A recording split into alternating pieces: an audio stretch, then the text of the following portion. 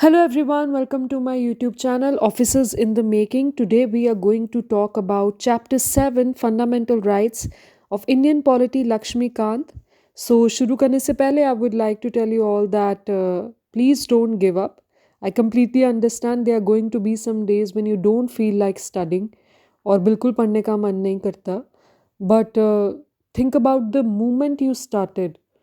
आपने वो क्यों स्टार्ट किया and I am sure that वो चीज़ें और वो जो आपको अपने पेरेंट्स को प्राउड कराना है वो ज़रूर आपको मोटिवेट करेगा. So please don't give up and please keep the consistency.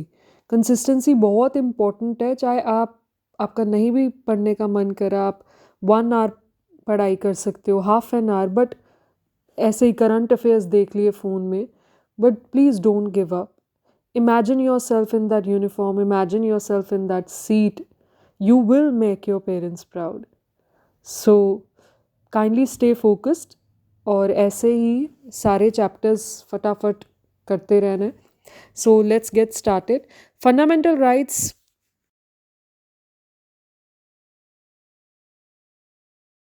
Let's talk about fundamental rights.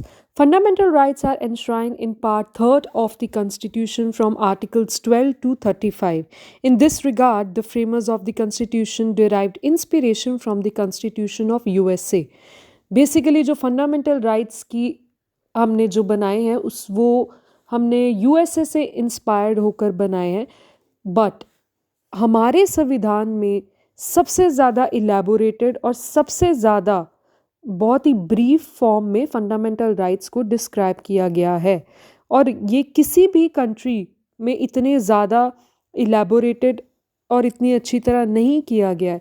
जैसे कि मैंने अपनी पिछली वीडियोस में भी बताया था कि हमारे संविधान में जितने आर्टिकल्स और शेड्यूल्स हैं वो किसी कंट्री में भी नहीं है. तो ये बहुत ही प्राउड वाली बात है कि हमारा जो कॉन्स्टिट्यूशन है वो बहुत ही इलेबोरेटेड और बहुत ही ब्रीफली बताया गया है. और इसी तरह फंडामेंटल राइट्स भी हमने सिर्फ यूएसए से इंस्पायर्ड होकर बनाया है. बट हमारे जो फंडामेंटल राइट्स हैं they are more elaborate than those found in the constitution of any other country in the world including the USA.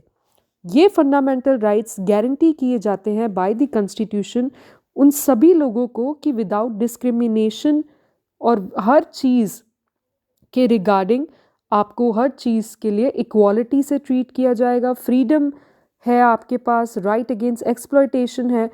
इसीलिए ये फंडामेंटल राइट्स हमें दिए जाते हैं क्योंकि ये अपहोल्ड करते हैं equality of all individuals. It doesn't matter where are you from, आपकी कास्ट क्या है, जो भी है, they uphold the equality of all individuals and the dignity of the individual, the larger public interest and the unity of the nation. तो इसीलिए हमारे fundamental rights को बनाया गया. पहले हमारे संविधान में 7 फंडामेंटल राइट्स थे जिसमें राइट टू प्रॉपर्टी इंक्लूडेड था. अब हमारे फंडामेंटल राइट्स सिर्फ 6 हैं. राइट टू प्रॉपर्टी डिलीट किया गया और by the 44th amendment act 1978 उसको फिर बाद में लीगल राइट बनाया गया under article 300A. So at present हमारे पास 6 फंडामेंटल राइट्स है. Right to equality, right to freedom, right against exploitation, right to freedom of religion, cultural and educational rights, right to constitutional remedies. सबसे important बात ये है कि ये fundamental rights they are justiciable, which means allowing persons to move the courts for their enforcement if and when they are violated. अगर आपको लगता है कि आपका कोई भी फंडामेंटल राइट वायलेट हो रहा है या कोई भी ऑफिसर या कोई और भी नॉर्मल इंडिविजुअल भी आपसे वो आपको आपका राइट नहीं दे रहा है तो you can go to the court for your enforcement. And also ये डिफेंड किए जाते हैं और ये गारंटीड है by the Supreme Court. Hence the aggrieved person can directly go to the Supreme Court, not necessarily by way of appeal against the judgment of high courts. And that is the reason हमारे fundamental rights इसीलिए important है क्योंकि they are justiciable in nature. And this is a very important point. ये हमेशा exam में आता है कि whether they are enforceable by law, whether they are not enforceable by law. So they are enforceable by law because they are justiciable in nature. That was all about fundamental rights. इस video में मैंने आपको सिर्फ basic बताया कि क्यों शुरुआत हुई थी, किससे हम इंस्पायर्ड होकर हमने फंडामेंटल राइट्स बनाए थे, क्यों इम्पोर्टेंट है, इन्फोर्सिबल है कि नहीं है।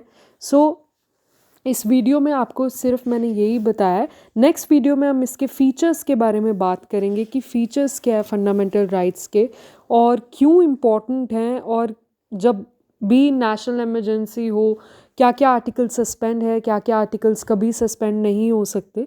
So this was all about fundamental rights.